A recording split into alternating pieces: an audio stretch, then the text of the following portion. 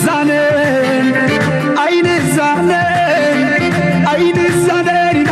عين الزانن عين الزانن فقرات تحديد الناب ما يكون الناب ما يكون عين الزانن عين الزانن عين الزانن عين الزانن عين الزانن فقرات تحديد الناب ما يكون الناب ما يكون يا منتقال وعزل عيب بحدي سنة حسان وريتهم أمثلتي أنجلت في أبنو حبيبو أميتنا وسيو كبرمبو نجزانا قبرقزو نجزانا قبرقزو نجزانا قبرقزو أميتنا وسيو كبرمبو مسمطنا راي هاريبو غلاي أختيتو أبلاي عين مسددة عين صلاتنا قدنا يونبر ما استزانينا رح مسوفرة درتنا كدفة دولنا بحبار حوخنا كدفة ولا باش غيزة فتت لعبة تفاني ونخو حنت خيس لبي كم تحلو سنتنا يابا كان دي الفتحي أبنو حبيبي أميتنا وتخدمنا نجزانا قبرقزو عيني حسان عيني تتابعي عيني ننقيرو كتلمت مساي عيني تلمات كيرو قدما كنت مسمتعنا سعيدنا صلا دلونات دلونتنا دلونت دلونتنا دلونت دلونت دلونت ذهبنا هلاونت دلونتنا دلونت دلونت دلونت دلونت دلونت ذهبنا هلاونت دلونتنا نديو ما كسبتنا يو خبلنا نديو يو خلنتنا وتروات تنكب وتروات قال عدم كغوسكيس كاس ماسكاس الله وترو دلوات حدا مسرح كوينا شجرت لك أتريها نشجر كاخد مكتب قدام بر زي بالكاتو خين كاكو تجمع بالكان أي اللي كان يقول نقرأ so مبزحت السب كابتي deeper analysis وش تعطي خنا قرأت ده فتش كام إذا حجز أنا زارب كذا له قدني شدشت عمل تزغم بزح سبونا يمتقدوا سلون أب إسرع حمشهم كينا خنا زارب الله خلنا أوروبا حبرت حج غير وزي فلت تباب السماء شمنت 100 بليون جنزب نمكل خالناتو أزمت 4 عامات ينفسخ قبري ناتو نفسه كف أبالنا ناتو بعل فرانس قريف كا ساتهم جلس لزلهم بر بعل هولندي يكون كانوا تجارات هذا percent نيجي دبونا بمكل خاله ينفسي قبرينا برون هجين كاب تلتك ساب 5% ناي كتبهم بليونس أب ديفنس ناتهم ينفسخ قبرو دونالد ترامب قديد وماله لازم تلو لو نزل توبيك ولا بمقبن تخوين هجب ساعات تجارات ينزح حسب زلوا بساعات تخونه نفسه كف حجر ناتو انرجي اندبندنس كقبري دللو وتهدراوي كبهال كلهم في اللي قالوا قدام أسوار جزيخة حيل اللي نكتبل تغلقها لو مجن أمريكا جزاخا يو كما بقطر زنبرة كم زي تكوسك قبروه خليهم اير ديفنس سيستم على but up to real time كنت كملوا زي تغل ظهر خانكا ويزيف كارلكات وغينو then you think again سلازين أمريكا weapons كإسرائيل سلازين هناك maybe you have to buy from China or from Russia زبل حتى حساس بس سلازي أسوار اللي نترى يخلها يكونن كابيز مس أسواريو ناتي كفر لني ناتي إندستري كهنس علني سلازي اتحطه أب إسرائيل حمشان it's clear زحات هجرات لولاونات ناتن for granted زنبر هجرات عرب لومي no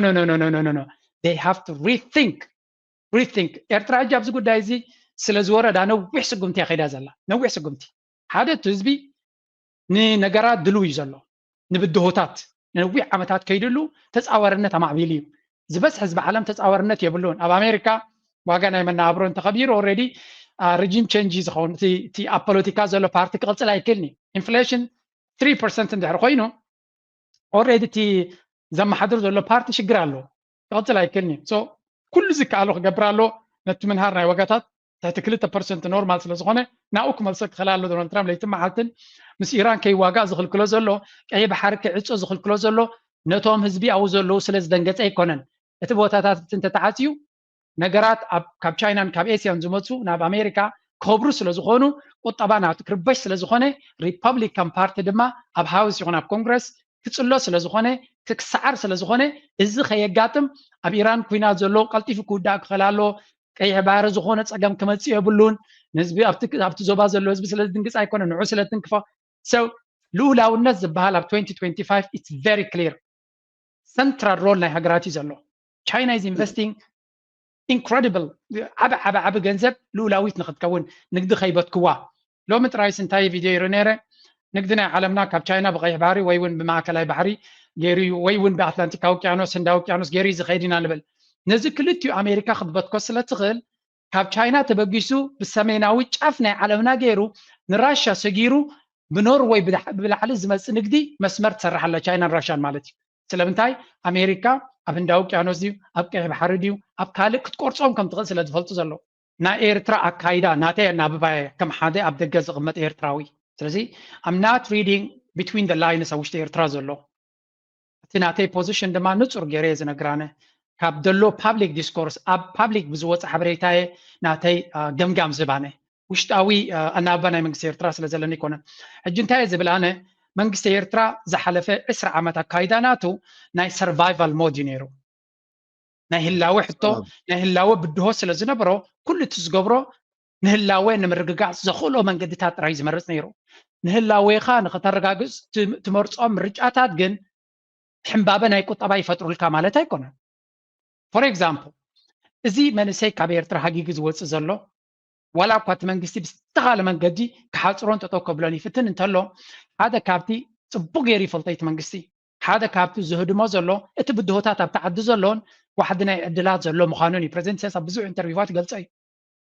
እቲ ዘሎ ክተት ዝብል ኣዋጅ ወይ እውን መኸተ ዝብል ኣብቲ ሃገር ኩሉ ሰብ ዝኽእሎ ኣይኮነን ደቂ ሰባት ድማ ናይ እንስሳ ባህሪ ኣለዎም እንስሳታት ሳዕሪ እንተዘይሂብካዮም ኣብ ካልእ ቦታ ድማ ሳዕሪ እንተሎ ይኸዱ እዮም ናብኡ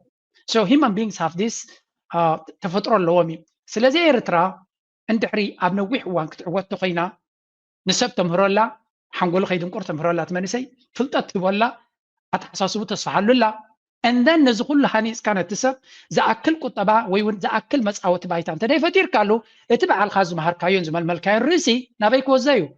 ኣበይ ክጥቀመል ነዚ ዕድል ኢሉ ክኸይድ ከትፈካ እዩ ዋላ እውን ክንምንታይ ነቲ ዶባት ክትሓፅሮ ፈትን they will live ካብኡ ዝገደደ ድማ ካብ ኤርትራ ምስ ወፁ ንደገ ከይዶም ክመሃሩ ይኽእሉ ከምዕብሉ ይኽእሉ ወረቐት ክወስዱ ይኽእሉ ሓዳር ክምስርቱ ይኽእሉ ሰብ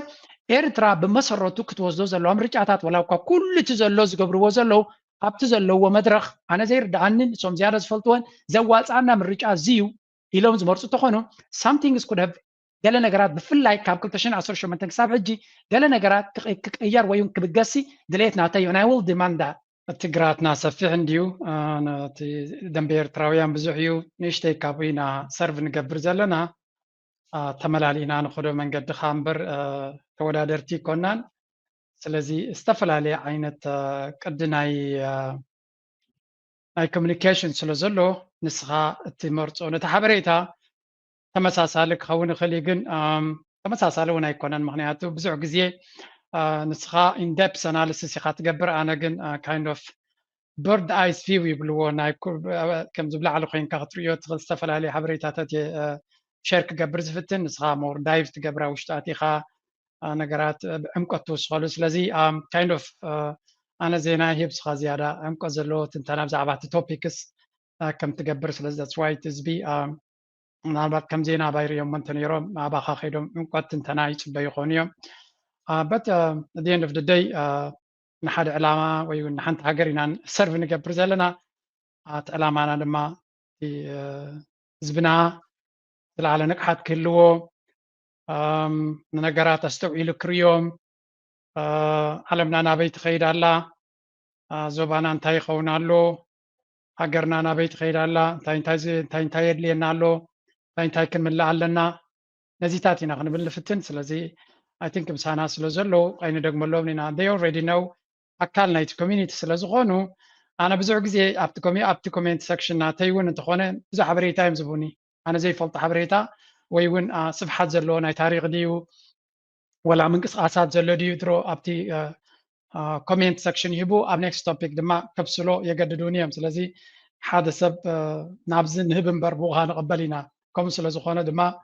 ያ አሚን ድካልና ንገብር ኣለና ስለቲ ዝገበረልና ምክብኻብ ናይቲ ህዝብና ድማ የቐኒየልና ምክንያቱ ዝኣክል ዝከኣለካ ክትገብር ከለካ ዘተባብዓካ ህዝቢ እንተሎ ኢኻ ኣበርቲዕካ ትሰርሕ እምበር ከዳኸመካ ዝፍትን ወይ እውን ጠቕላላ ዘይግደስ ዓይነት ሕብረተሰብ እንተዝህልወና እውን እኳ ኣይምሰራሕናን ምክንያቱ በይኑ ክፅለል ዝደላ ሚድያ እውን የለን ማዕረቲ ትሰርሖ ብዙሕ ኣሉታዊ ሳዕቤናት እውን ስለ ዘምፃልካ ብሂወት ካብ ስድራኻ ስለዚ እቲ ፅቡቕን ሕማቑን ኣወዳዲርና ፅቡቕ ስለ ዝበዝሕ ኢልና ኢና ንሰርሕ ዘለና ስለዚ ክብረት ይግብኦም እዮም እቶም ተኸታተልቲ ንዓኻ ኮላይ ክብረት ይግባእ ካብ ብዙሕ ስራሕ ስለ ትሰርሕ ዘለካ ወጣባ ቴንኪዩ ድራር ጆርጆ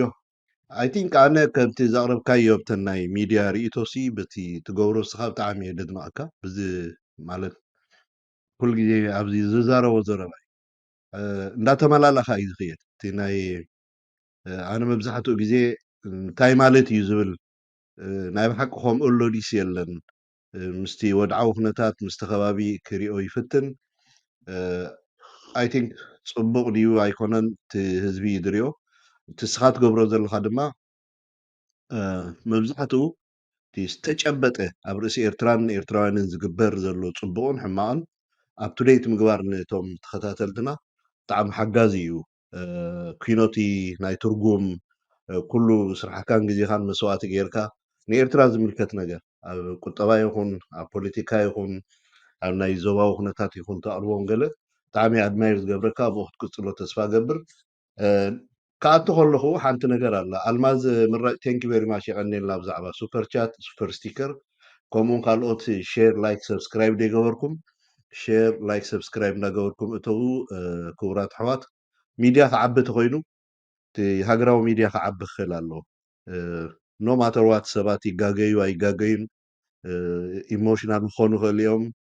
ድሓር ከምዚ ሓውና ጆርጆ ድበሎ ናይ ሚድያ ስራሕ ብጣዕሚ ከቢድ እዩ ብዙሕ ግዜ ይበልዓልካ እዩ ብጣዕሚ ዘናውፀካ ማለት ኩነታት እንታይ እዩ ደሎ ተሓቂ ክትፍትሽ ኢንፎርሜሽን ክትደሊ ቴሌፎን ክትድውል ስራሕ ኢልካ ትሒዝካዮ ማለት እዩ ኣድካሚ እዩ ግን ሃገር ስለ ዝኾነ ትገብሮ ናይ ግድን ካብ ካልእ ትፅበዮ ነገር ኣይኮነን እሞ መብዛሕትና ኣብዚ ሚድያ ዘለና ብፍላይ ኣነ ንጆርጆ ፀቢቐ ስለ ዝርዳእኒ ቤተሰብ ኣሎ ቆልዓ ሰበይቲ ክህሉ ክእል እዮም ግዜ ናይ ፋሚሊ መስዋእቲ ትገብር ምስድራ ቤትካ ኮፍ ኢልካ ሻሂ ቡን ትሰትየሉ ኣብዚ ትውድኦ እቲ ግዜ ንባዕሎም ቤተሰብ እውን ኣብኡ ሰክሪፋይስ ዋጋ ከፍሉ ኣለዉ ማለት እዩ ኣደ ሰም ታይም ግን ክንገብሮ ኣለና ናብራ ናይ ስደት ካ ትፈልጥዎ ኢኹም በቲ ዘሎ ቀዳድ ክትውትፍ ናብትን ትብል ንኩሉ ከተማልእ ክትብል ትገብሮ መስዋእትነት ኣሎ ሞ ኣይ ኣፕሪሺየት እዩ ንግዜኻ ብጣዕሚ ደመስግነካ ተቐዳመይቲ ሕቶይ ንዓኻ መብዛሕትኡ ኣብዚ ገዛ ብዛዕባኻ ብጣዕሚ ኣድነቕቲ ኣለውካ በቲ ተቕርቦ ልኡላውነት እንታይ ማለት እዩ ባይ ዘ ወይ ንኣብነት ኣብ ሓንቲ ሃገር ብዙሕ ማሕበራዊ ፖለቲካዊ ቁጠባዊ ሕቶታት ኣለዉ ዝምለሱን ዘይተመለሱን ኣብ ኤርትራ ጥራይ ኣይኮነን ኣብ ኩሉ ዓለም ሃገራት ክበሃላ ከለዋ ናብ ዝምዕብል ዓለም ብዙሕ ግዜ ዘካትዖም ነገር ኣሎ ዘይተማልአ ነገር እንዳማልኡ እንዳኣረሙ ነው እዮም ዝኸዱ ግን ንዓና ኣብዚ ናይ ከም ሃገር ከም ህዝቢ ናይ ብሓቂ ሓደ ድርዶ ኤርትራዊ ማለት ከም ኤርትራዊ እንተደኣ ድሓስብ ኮይኑ እዚ ሃገር እዚ ዘጋጠሞ ብድሆታት ኣሎ እቲ ብድሆታት ከዓ ብቐፃሊ ብ60 ዓመት ኮንቲኒወስሊ ክኸይድ ዝፀንሐ ኢብን ኣብቲ ናይ ሰውራ እዋን ይኹን ዋላትን ድሕሪ 4 ዓመት ናይ ብተዛማዲ ሰላም ንብለን ነበርና ሰን ምስ ሓለፋ እቲ ሃገር ሙሉእ ብሙሉእ ኣብ ናይ መኸተ ኣብ ኩናት ኣብ ብዙሕ ሽግር እያ እትያ ባዕልካ ትገልፆ ኢኻ ኩሉ ግዜ ሕጂ ልኡላውነት እንታይ ማለት እዩ ብሕፅር ዝበለ መልክዕ ልኡላውነት ናይ ሓንቲ ሃገር ኮንቲኒወስሊ ዝድፈር እንተኮይኑ ዝድንደን እንተኮይኑ እቲ ሃገር ትኸፍሎ ዋጋ እንታይ ማለት እዩ እንታይ ክትገብር ኣለዎ እቲ ሰብ ልኡላውነት ንጎኒ ዝግደፍ ነገር ድዩ ልኡላውነት ንጎኒ ገዲፍና ብዛዕባ ዘይተገብሩ ነገራት ክንዛረብ ንግደድ ዶ ድሓር ከዓ ኣልግብ ኣቢልካ ክትምልሳ ደሊ ኤርትራ ምስቲ ዘጋጠማ ኤርትራ ክንብል ከለና እቲ መንግስቲ ኣሎ እቲ ሃገር ኣሎ እቲ ህዝቢ ኣሎ እቲ ኩሉ ነገር ኣሎ ኤርትራ ምስቲ ዘጋጠማ ኩነታት ስጋዕ ሕጂ ማዕረ ማዕሪኡ ሲ ብተዛማዲ ክትገብሮ ትኽእል ነራት እንብሎ ነገር ኣሎ ድዩ ማለት ብሰንኪ መራሕቲ ብሰንኪ ናይ ምምሕደራ ተሪፉ እምበር ክግበር ነይርዎ እንብሎ ነገር ኣሎ ድዩ ምስቲ ዓቕሚ ናይቲ ሃገር ርኢኻ ኣገናዚብካ ምስቲ ኣነ ብዙሕ ግዜ ናይ ትግራይ ፖለቲከኛታት ክባን ዕፅዋን ኣቲና ብሉ ኣይ ቲንክ ኣቐዲምና ክባን ዕፅዋን ዝኣተና ንሕና ኢና ብቁጠባ ይኹን ፖለቲካ ብኩሉ እሞ እንታይ ትብለና ኣብዚኣ ኡፍ ብጣዕሚ ኣገዳሲት ሕተያ ብዙሕ ግዜ ዘይትሕተት ኣይ ቲንክ እቲ በዓል ንስኻ ኣብ ሚድያ ምህላውኩም ከዓ በዚ ኣገዳሲ ኣክቹሊ ማለት ልኡላዊ ሃገር እዩ ልኡላውነትና ገለገለ ክበሃል ንሰምዖ ኢና ግን ኣገዳስነት ናቱ ሕጂ እቲ ልኡላውነት ቃል ብቃሉ ንምትርጓሙ ከቢድ ኣይመስለንን ምክንያቱ ኣብ ነብስኻ ልኡላውነት ኣለካ ዶ ብሂወትካ ክትበሃል እንድሕር ኮንካ ኣብ ሂወትካ ድሌትካ ንክትገብር ክትውስን ዓቕሚ ኣለካ ዶ ማለት እዩ ስለዚ ልኡላውነት ካበይ ዝመፅእ ካብቲ መሰል ርእሰ ውሳኔ ዝብል ማለት እዩ መሰል ርእሰ ውሳኔ ሪፈረንደም ናይ ኤርትራ ክግበር ከሎ ህዝቢ ኤርትራ ብነፍስና ዝመስለና ንዓና ዝኸውን ሕማቕን ፅቡቕን በዓልና ክንገብር ንደሊ ኢና እወ ንናፅነት ብምባሉ ድሮ ተቃሊሱ እንዲያረጋጊፅዎ ነይሩ እቲ ዝኸበደ ስራሕ ሰሪሕዎ ነይሩ ግን ዓለምካ ትሰርሓሉ መንገዲ ስለ ዘሎ ንዑኻ ከነፅር ስለ ዝነበረ ሬፈረንደም ስለዚ ልኡላዊ ሃገር ዝበሃል ቴክኒካሊ ወይ ከዓ ብዴፊኒሽን ናቱ ሕርያ ክገብር ዝኽእል ማለት እዩ ኣይ ቲንክ ኣብዚ ገለ ዓመታት ናይ ናፅነትና ሕርያና ድያ ገለ ትብል ይጥቀሙሉ እዮም ኣብቲ ማለት ናፅነት ከም ጭሩሕታት ገይሮምሲ ይጥቀሙሉ እዮም ኤርትራ ሕጂ ልኡላውነት ሬላቲቭ እዩ ወይ እውን ኣዛሚድካ ትሪኦ እዩ ፎር ኤግዛምፕል ኣብ ኤሮፓ ሕብረት ልኡላውነት እንታይ ትርጉም እንድሕር ኢልካኒ not a big thing you know ሓንቲ ኤሮፓዊት ሃገር let's say ኔዘርላንድስ ንውሰድ ኔዘርላንድ ወይ ከዓ ቤልጅየም ንውሰድ ቤልጅየም ልኡላዊ ሃገር ድዩ እንድሕር ኢልካ ብዴፊኒሽን ተሪኻዮ it's very difficult ምክንያቱ ሰንትራል ባንክ የብሎምን ስለዚ ገንዘብ ናቶም ዩሮፒያን ዩኒዮን እዩ ዝውስኖ ስለዚ ሓደ ዓብይ ናይ ልኡላውነት ሕቶ ባጤራ ናቶም የብሎምን ወላ እውን ነቲ ናይ ባጤራ ካይዳ ክውስንዎ ኣይክእሉን እዮም ስለዚ ሓደ ዓብ ክፋል ናይ ልኡላውነት ከይድሎ ማለት ያው ካልእ ፎሬን ፖሊሲ ክገብሩ ይክእሉን እዮም ዝተወሰነ ፖሊሲ ዘለዎም እምበር ዝዓበየ ፎሬን ፖሊሲ እቲ ኮሚሽን ዩሮፒያን ዩኒዮን እዩ ዝገብሮ ስለዚ እቲ ካልእ ዓቕምናቶም ወላ እውን ኣብ ካልእ ነገራት ብዙሕ ናይ ልኡላውነቶም ንኣብነት ምክልኻል ናቶም እውን ድሩትነት ኣለዎ ክገብሮ ዝኽእል ማለት እዩ ሕጂ እቲ ልኡላውነት ኮምፕሮማይዝ ዝገብርዎ እዮም ሃገራት ምክንያቱ ንዝዓበየ ፅቡቅ ኩናት ተዘይብልካ ተፃብኦ እንተዘይብልካ ብድሆታት ተዘይብልካ ልኡላውነት ልክዕ ከም ፀሓይ ጌርካ ወሰዶ ፀሓይ እንከላ ዝግደሰላ የለን ምስ ጠፈት እዩ ኣገዳስነታን እንታይ ምዃናን ዘፍልጠካ ስለዚ ኣብ ብዙሓት ሃገራት ኤሮጳ ዝቕመጥ ልኡላውነት ኣይርድኦን ይሰብ ኤርትራ ንልኡላውነታ ተኸፍሎ ዋጋ ክርዶ ኣይክእልን እዩ ቢካዝ እቲ ነገር እቲ ባይ ዲፎልት ዘሎ ስለ ዝኾነ people don't take it serious ማለት እዩ ኣብ ኤርትራ ልኡላውነት ክንብል ከለና መጀመርያ ከም ናይ ካልኦት ልኡላውነት ናይ ኤርትራ ከም ናይ ሱዳን ኣይኮነን ከም ናይ ግብፂ ይኮነን ከም ናይ ኢትዮጵያ ኣይኮነን ወይ እውን ከም ናይ ካልኦት ሃገራት ኣይኮነን ምክንያቱ ኣብ ኤርትራ ሙሉእ ብሙሉእ ንልኡላውነታ ሃገር ከይትህሉ ክገብር ዝኽእል ሓይሊ ስለ ዘሎ ወይ እውን ፈተና ስለ ዘሎ ልኡላውነትና ዝብል ዳርጋ ካብ ቃልስና ናፅነት ዘምፃና ናፅነት ምስ ረኸብና ንሽተይ ዝኸድናዮ በዓልና ክንውስን ሓጎፅጎፅ ዝበልናዮ ግን ድሕሪኡ ኖ ንሕና ዝበልናኩም ትገብሩ ካልኦት ሃገራት እኮ ልኡላውነተን ኣረኪበን እየን ስለዚ ቢ ላይክ ደም ከምኦም ኩኑ ከምኣቶም ኮንኩም ኪዱ እዩ ዝብለካ ዘሎ ትሕቶ ሕጂ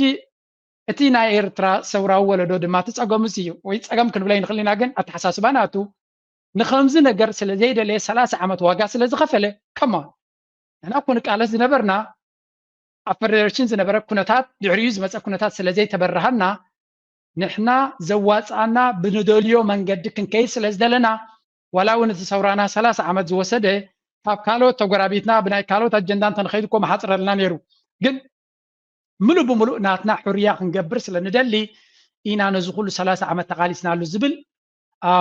ዲፕ ዝኾነ ውሽጢ ዝኣተወ ናይ ልኡላውነት ኣተሓሳስባ ዘለዎ ሰውራን መንግስቲ ድማ ስለ ዝኾነ ኩሉ ነገራቱ ኣረኪቡ ክብ ኣይደልን እዩ ሓንቲ ደቂቕ እስኪ ሃበኒ ኣይ ቲንክ ወደይ ይድውል ኣሎ ማዕፆ ከፍተለኒ ሎም በይነ ስለ ዘለዎ እናቐፀልኩም ፅንሑ ሄሎ ኣበይ ነርካ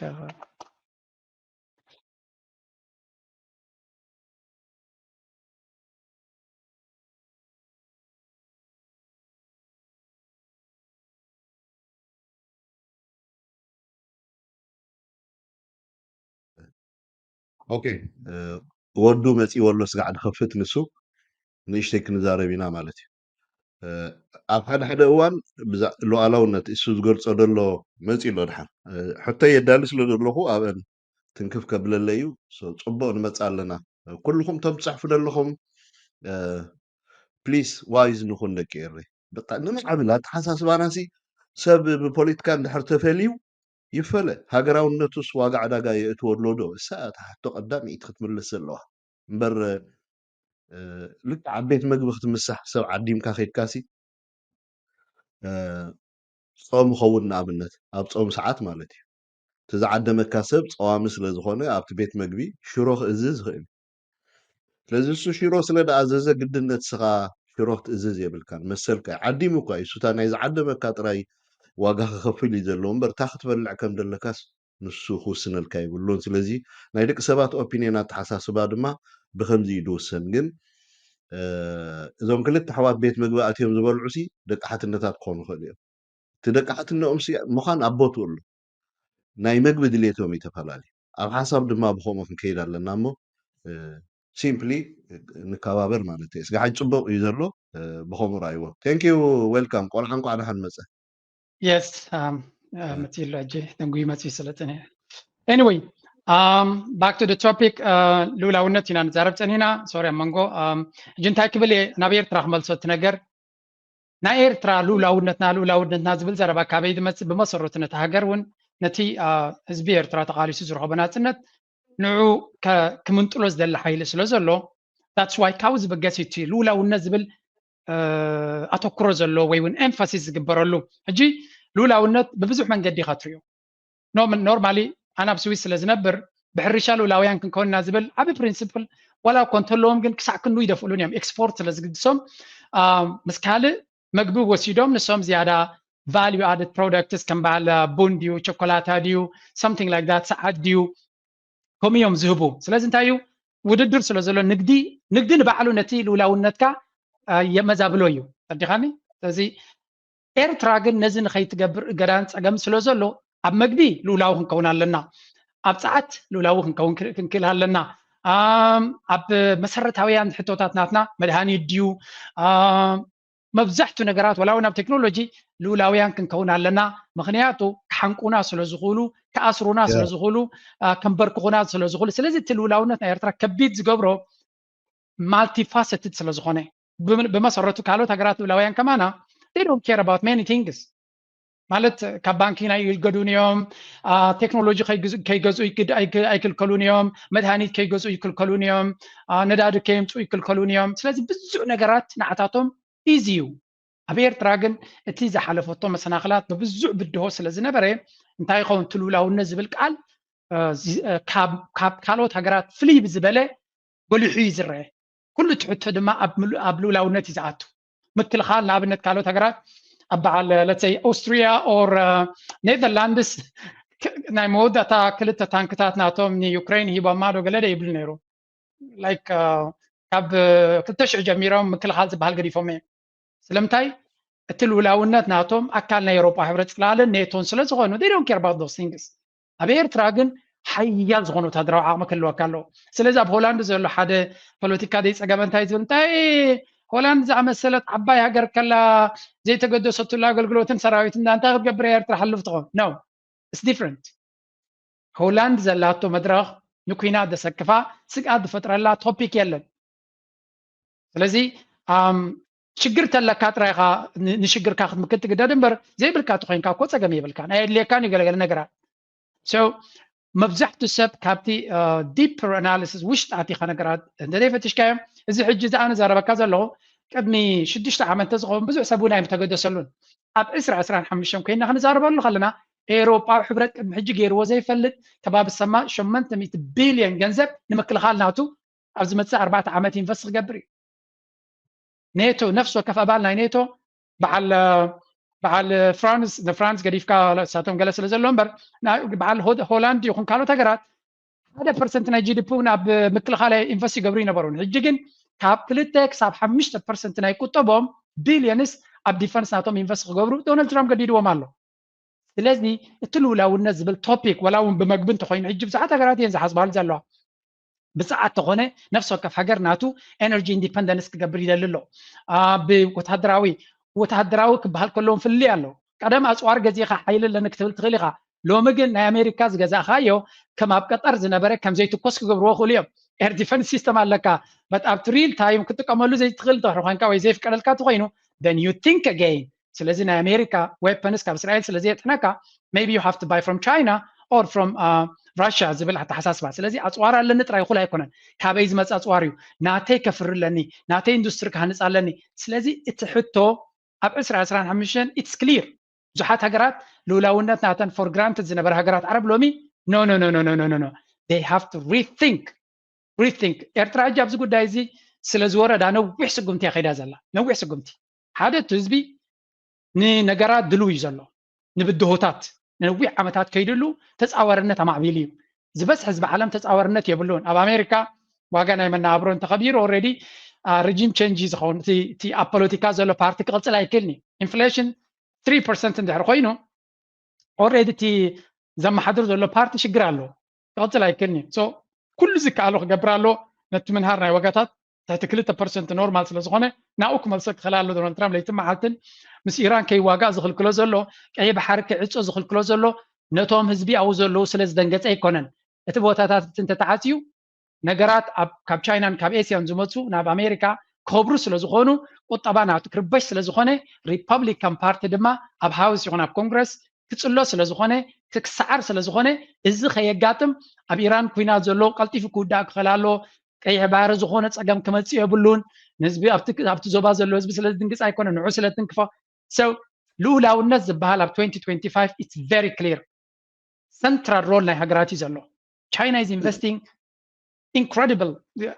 ዓብ ገንዘብ ልኡላዊት ንኽትከውን ንግዲ ከይበትክዋ ሎሚ ጥራይስ እንታይ ቪድዮ ይሩ ነይረ ንግዲ ናይ ዓለምና ካብ ቻይና ብቀይሕ ባህሪ ወይ እውን ብማእከላይ ባህሪ ገይሩ ወይ እውን ብኣትላንቲክ ውቅያኖስ ህንዳዊ ውቅያኖስ ገይሩ ዝኸይድ ኢና ንብል ነዚ ክልቲኡ ኣሜሪካ ክትበትኮ ስለ ትኽእል ካብ ቻይና ተበጊሱ ብሰሜናዊ ጫፍ ናይ ዓለምና ገይሩ ንራሻ ሰጊሩ ብኖርዌይ ብላዕሊ ዝመፅእ ንግዲ መስመር ትሰርሕ ኣላ ቻይናን ራሻን ማለት እዩ ስለምንታይ ኣሜሪካ ኣብ ህንዳዊ ውቅያኖስ ድዩ ኣብ ቀይሕ ባሕሪ ድዩ ኣብ ካልእ ክትቆርፆም ከም ትኽእል ስለ ዝፈልጡ ዘለዉ ካብ ኢራን ብቐጥታ ናብ ቻይና ዝኸይድ መንገዲ ባቡር ሰሪሖም ኣለዉ ካብ ራሻ ብቐጥታ ነዳዲ ብመስኖ ገይሩ ዝመፅእ ይስሕብ ኣለዉ ስለምንታይ ልውላውነት ናቶም ከይድፈር ስለዚ እንታይ እዩ question of sovereignty ናትካ ልውላውነት ብካልኦት ሓይልታት ክዝረግ ስለ ዝኽእል you have to think plan A plan B plan C plan D ማዓዲጋታት ይሰርሑ ኣለዉ ጎቦታት ናቶም ብምሎም ብሶላር ይመልእዎ ኣለዉ ኩሉ እዚ እንታይ እዩ ነዳዲ ስለ ዘይብሎም ኣሜሪካ ነተ ነዳዲ ዝሸጣ ዘለዋ ሃገራት ብሎክ ክትገብረን ትኽእል እያ ኣይትገብርኒ ኢሉ ዝጀሃር ሰብ ድማ የለን ኣብ ራሽያ ይርእይዎ ኣለዉ they can do many things ስለዚ ቻይና we have to make sure ልውላዊ ሃገር ኮይና ፋንክሽን ክንገብር እንድሕር ኮይና ክንነብር ተኮይና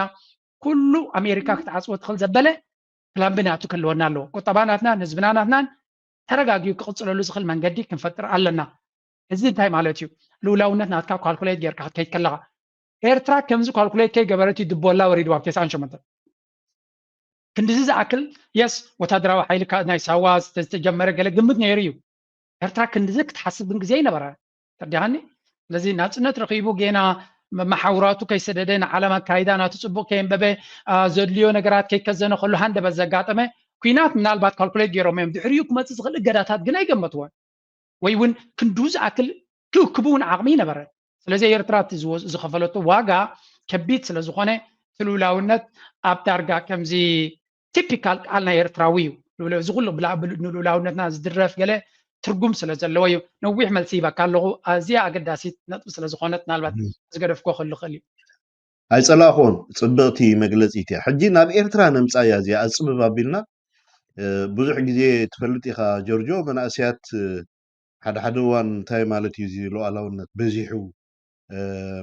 መንግስቲ ከምዘይገበረ ኢልካ ትፅብፅቦ ነገር ኣሎ ባይዘወይ ዝዓንተወይ ዘለዓልካዮ ብዛዕባ ናይ ኣውሮጳ ሕብረት በፂሐንኦ ዘለዋ ምዕባለ ኢቨን ናይ ኔዘርላንድ ገለ ዘለዓልካዮ ኦልሬዲ እቲ ናይ ሬጂናል ኢንቴግሬሽን እዩ ንኣብነት ከም ኤግዛምፕል ተወሲድናዮ ሲ ኤርትራ ኣብ 1993 ህዝባዊ ግንባር ሓደ ፕሮፖዛል ኣውፅኡ ነይሩ ትዝክር ትኾንካ ሜቢ ኤርትራ ነርካ ትኸውን ሽዑ እቲ ፕሮፖዛል እዚ ናይ ኢጋድ ብዝምልከት እዩ ኣይ ቲንክ ፕሬዚደንት ኢሳያስ ኣፈወርቂ ብሰዓቲ እዚ ኢጋድ ዝበሃል ናይ ሽዑ ኢጋድ ናይ አንበጣ ምክልኻል ገለ ዘቆመ እዩ ነይሩ ኣብዚ ናይ ኢስት አፍሪካ ዘለዎ ሃገራት ኩለን ስለዚ ናብ ከምዚ ረብሓ ንቀይሮ ተባሂሉ ብኢኮኖሚ ከምዚ ዓንተ ክተልዕሎ ዝፀንሐኻ ሴኩሪቲ ባዕሉ ኣሎ ኣብ መንጎ ህዝብታት ዘሎ ከማን ነዚ ኢንተግሬት ንምግባር ቢኮዝ I don't think so ኣነ ህዝባዊ ግንባር ኣቀዲሞም ተረዲእዎም ነይሩ እየ ድብል እቲ ተፃብኦታት ብቐፃሊ ክመፅእ ስለ ዝኾነ ናይ ኤርትራ ከም ሃገር ናይ ምቕፃል ዕድል ድማ ኣብ ትሕቲ ሰላማዊ ዞባ ፈጢርካ ብቁጠባን ብካልእን ኢንቴግሬት ጌርካ ተምፆ ናይ ናይ ምክኣል ናይ ምትሕልላው ነንሕድሕድካ ገለ ኣብ ትሕቲ እዚ እንድሕር ደይኮይኑ ግን ብዙሕ ተፃብኦ መፅኡ እዚ ናይ ሪጅናል ኢንቴግሬሽን ዕንቅፋት ዝገበረና ህና ኣብ 1995 ኦልሬዲ ስታክ ገይሩ ንሱ ናብ ኩናት ኣቲና ሕጂ ኣብታ ናይ ኤርትራ ዘምፅኻያ እዞም ዘለዓልካዮም ዓንተወይ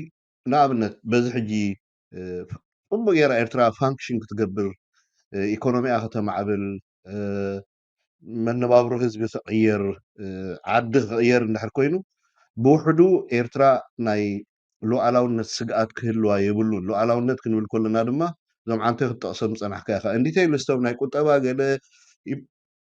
ኢምፖርት ኤክስፖርት ምግባር ገዲፍና ኣትሊስት ሴኪዩር ምግባር እቲ ነፃነት ዝበሃል ሴኪዩር ምግባር ምስ ኤርትራ ክሰርሑ ደልዩ ጎረባብቲ ተለዉ ከዓ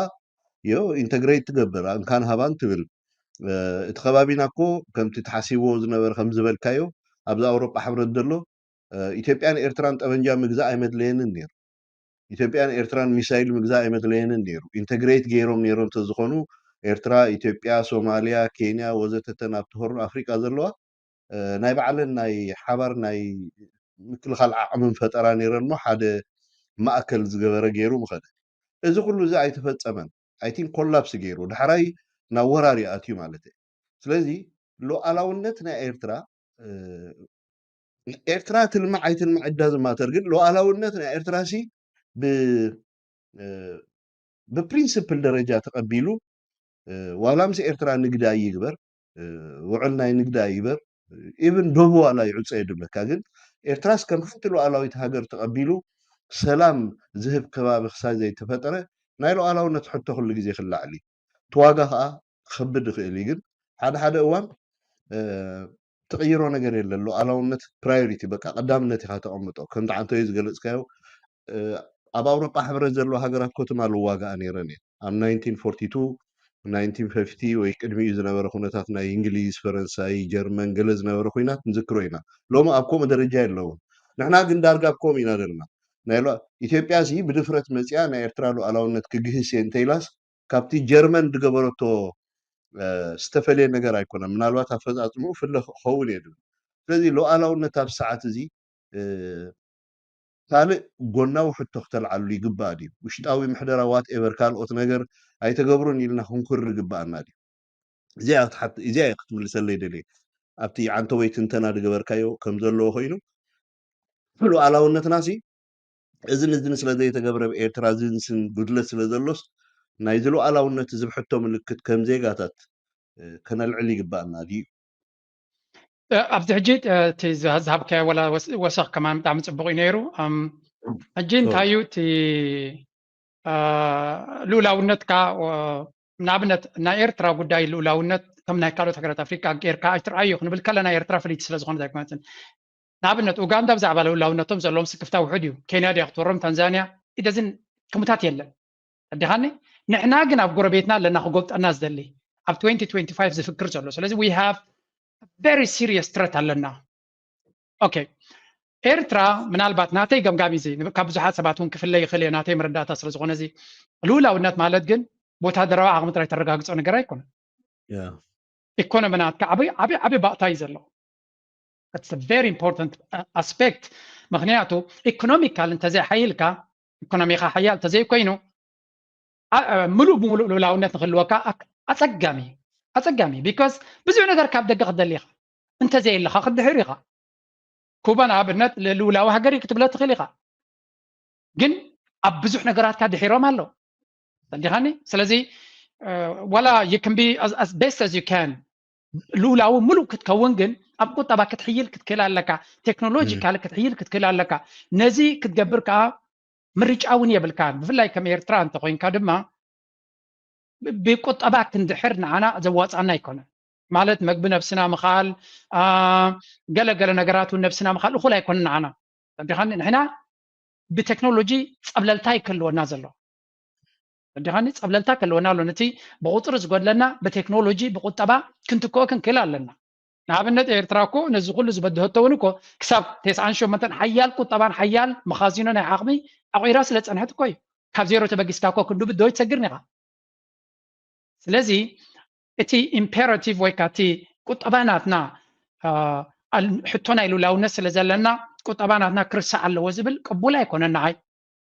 ምርጫታት ናትካ ክቕየሩ ይኽእሉ እዮም እቲ ቀዳምነታት ናትካ ክቕየር ይኽእል እዩ ኣይጌድስ ግን ኢን ጀነራል እንድሕሪ እቲ ቁጠባ ናትካ ከምቲ ዝድለ ክሰርሕ ዘይክኢሉ ኣብ ሓፂር ግዜ እንተዘይከፈልካ ኣብ ሎንግ ተርም ዋጋ ክትከፍለሉ ኢኻ ምክንያቱ ውድድር ኣለኻ ውድድር ድማ ብዝከኣለካ ተቐዳዲምካ ተዓወት ይተዓለም ኣብኣን ከለካ ሲ ኣብዚ ሰዕ ብደረጅ ብመጠን ኤርትራ ክትዕቅኖ ደልየካ ትብሎ ዘለካ ልክዕ እዩ ኢኮኖምያዊ ዓቕምካ እንድሕር ደይዓብዩ ሉኣላውነትካ ናብ ሓደጋ ከም ዝኣቱ ጠፊእኒ ይኮነን ግን እንታይ ድብለካ ደለኹ ኣት ደ ሴም ታይም እዚ ትዛረቦ ደለካ ንኤርትራ ይምልከት ድዩ ኤርትራ ኣብዚ ናይ ዝሓለፈ 20 ገለን ዓመት ንሉኣላውነት ዋጋ ክትከፍል ኮላ ኣት ደ ሴም ታይም ኤርትራ ሲ ኢኮኖሚያስ ከተማዓብል ነይሩዋ ዲኻ ትብል ዘለካ ናተይ መረዳእታ እንዴት ዝብለካ ዘለኹ እንታይ እየ ዝብል ኣነ ናይ ኤርትራ ኣካይዳ ናተይ ኣናብባየ ከም ሓደ ኣብ ደገ ዝቕመጥ ኤርትራዊ ስለዚ ኣም ናት ሪዲንግ ቢትዊን ደ ላይንስ ኣብ ውሽጢ ኤርትራ ዘሎ እቲ ናተይ ፖዚሽን ድማ ንፁር ገይረ ዝነግራነ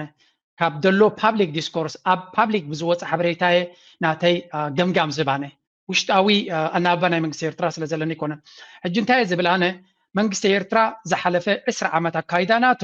ናይ ሰርቫይቫል ሞድ እዩ ነይሩ ናይ ህላወ ሕቶ ናይ ህላወ ብድሆ ስለ ዝነበሮ ኩሉ እቲ ዝገብሮ ንህላወ ንምርግጋዕ ዘኽእሎ መንገድታት ጥራይ ዝመርፅ ነይሩ ንህላወኻ ንኽተረጋግፅ ትመርፆም ምርጫታት ግን ሕምባበ ናይ ቁጠባ ይፈጥሩልካ ማለት ኣይኮነን ፎር ኤግዛምፕል እዚ መንእሰይ ካብ ኤርትራ ሃጊጊ ዝወፅእ ዘሎ ዋላ እኳ እቲ መንግስቲ ብዝተኻለ መንገዲ ክሓፅሮን ጠጠው ከብሎን ይፍትን እንተሎ ሓደ ካብቲ ፅቡቅ ገይሩ ይፈልጦ እቲ መንግስቲ ሓደ ካብቲ ዝህድሞ ዘሎ እቲ ብድሆታት ኣብቲ ዓዲ ዘሎን ዋሕዲ ናይ ዕድላት ዘሎ ምዃኑን እዩ ፕሬዚደንት ኢሳያስ ኣብ ብዙሕ ኢንተርቪዋት ይገልፆ እዩ እቲ ዘሎ ክተት ዝብል ኣዋጅ ወይ እውን መኸተት ዝብል ኣብቲ ሃገር ኩሉ ሰብ ዝኽእሎ ኣይኮነን ደቂ ሰባት ድማ ናይ እንስሳ ባህሪ ኣለዎም እንስሳታት ሳዕሪ እንተዘይሂብካዮም ኣብ ካልእ ቦታ ድማ ሳዕሪ እንተሎ ይኸዱ እዮም ናብኡ ሶ ሂማን ቢንግስ ሃቭ ዲስ ተፈጥሮ ኣለዎም እዩ ስለዚ ኤርትራ እንድሕሪ ኣብ ነዊሕ እዋን ክትዕወቶ ኮይና ንሰብ ተምህረላ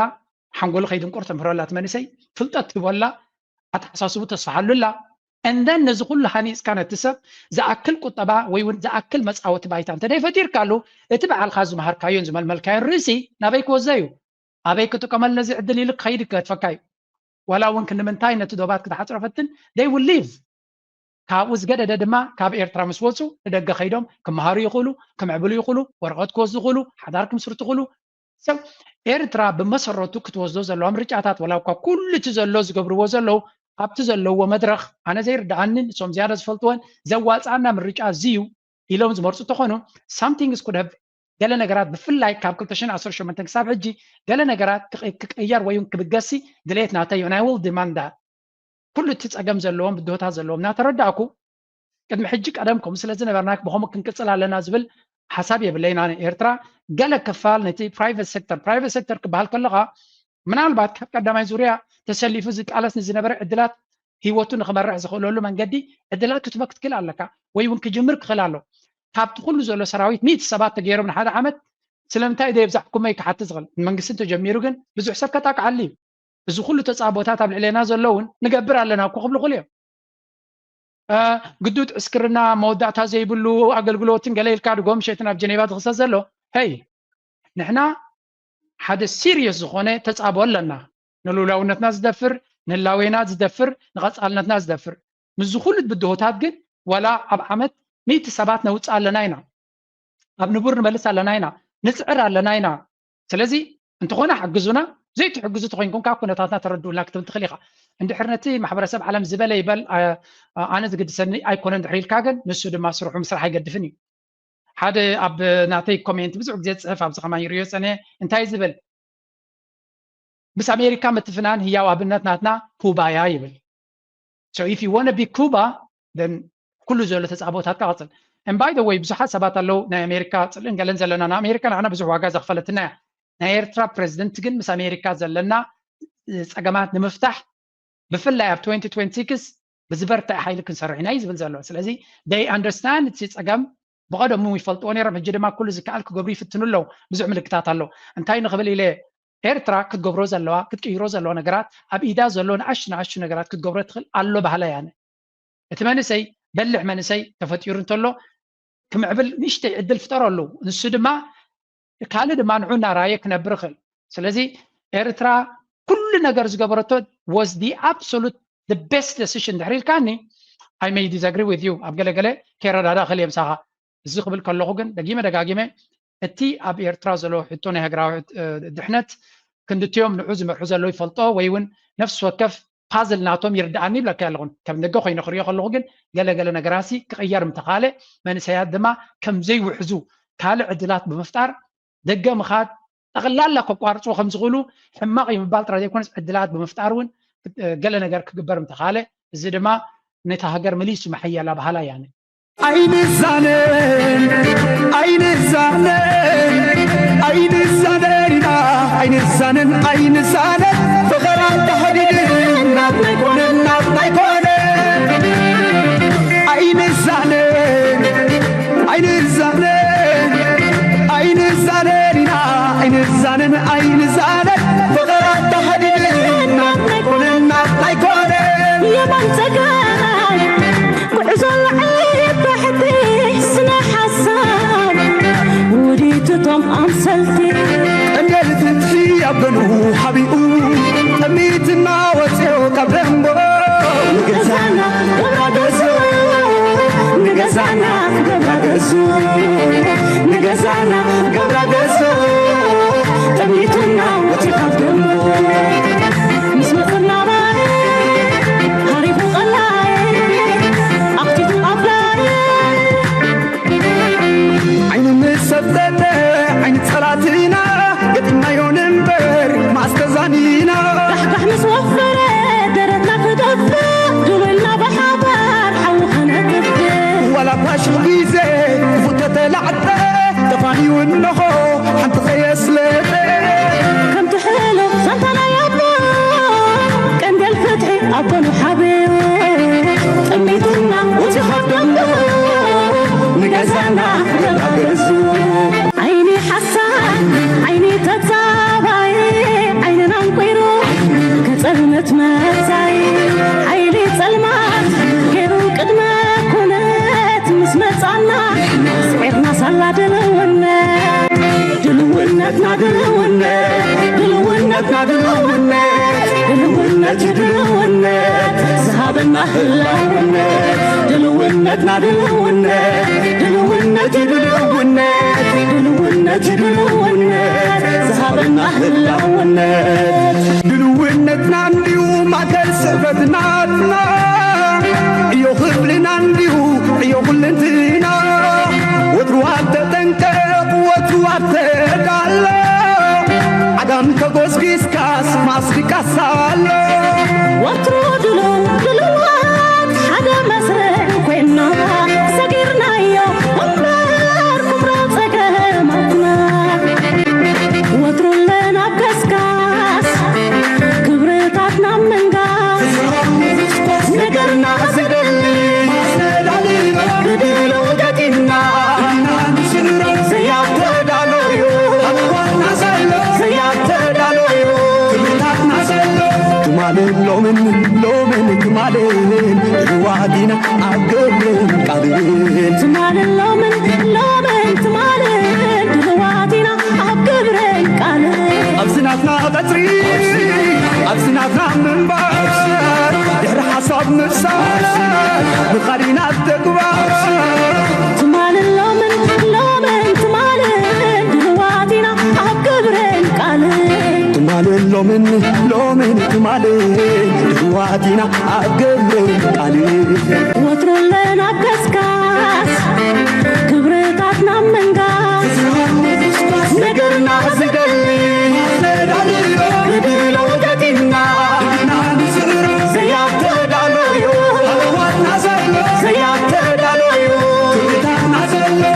تمالن لومن تمالن دواتينا عقبرن قالن تمالن لومن تمالن دواتينا عقبرن قالن تمالن لومن صباح وانت خونه زدال زي جنب يغنى ززانه تمالن لومن تمالن دواتينا عقبرن قالن تمالن لومن تمالن دواتينا عقبرن قالن تمالن لومن تمالن دواتينا عقبرن قالن تمالن لومن تمالن دواتينا عقبرن قالن تمالن لومن تمالن